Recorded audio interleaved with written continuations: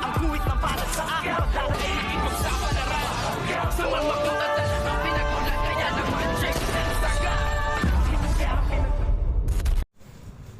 Good morning and welcome sa aking munting channel. Tuluyan na ngang nakatakas itong ang si David dito nga sa mga Montenegro, at ngayon ay buking na ang katotohanang hindi siya ang anak na tunay nitong si Ramon Montenegro, dahil nga binuking siya ng kanyang nanay Marites, kung kaya't ngayon ay nakatakas na nga siya at napadaan siya sa isa sa mga sugalan, kung kaya't dito nga ay siya nga ay naglaro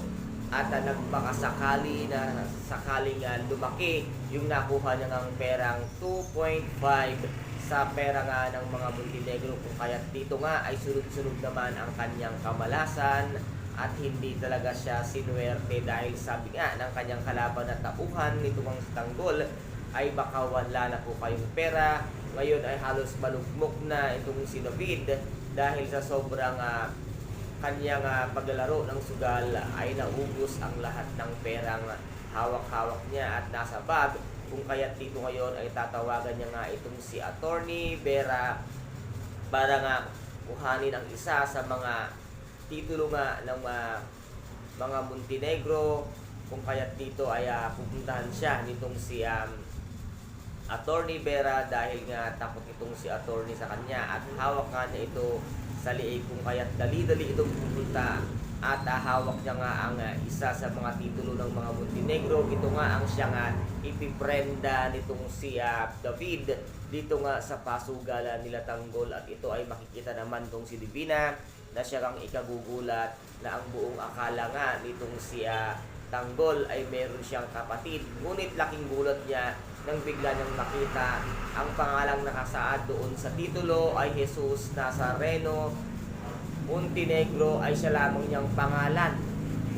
na siya nga nagtatangi nga nagmamay-ari ng titulo, kung kaya tinanong niya kung sino nga ang may hawak ng titulong iyon, at itinuro nga nitong si Divina dun sa kanilang CCTV, at agad-agad niyang nakita nitong ang si Tanggol ang katotohanan. Yun pala ang kanyang kapatid na si David, kung kaya bigla-bigla siyang lumabas at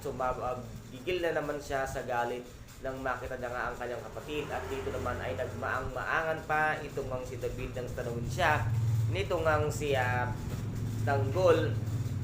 na bakit nasa kanya ang titulo ng mga Montenegro at pangalan niya ang nakasal doon, at sasabihin nga dito ng Tanggol na ginamit mo at tinakaw mo ang pagkatao ko, ngunit ito ay itatanggi itong ang si David na kunwari ay hindi niya raw alam ang kanyang sinasabi, ngunit talagang galit na ang ating bidang si Tanggol, kung kaya't dito nga ay susugul at halos di pa rin niya na itong ang si David para nga magiganti, dahil bumalik sa kanyang alaala ang lahat-lahat ng ginawa niya simula pa lamang bata. Itong ang si Tanggol ay hindi na nagpakita ng kagandahang asal itong ang si David sa kanya, kung kaya't dito ngayon ay tuluyan ng sumabog sa galit ang ating bidang si Tanggol, kung kaya dito nga ay makakatikim na ng talagang tunay na galit itong si David dito nga kay Tanggol. Kaya guys, ito po ang ating makaabangan sa mga susunod na episode dito nga sa FPJ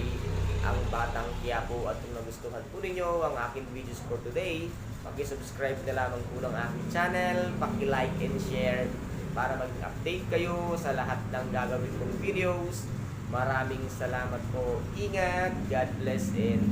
bye-bye!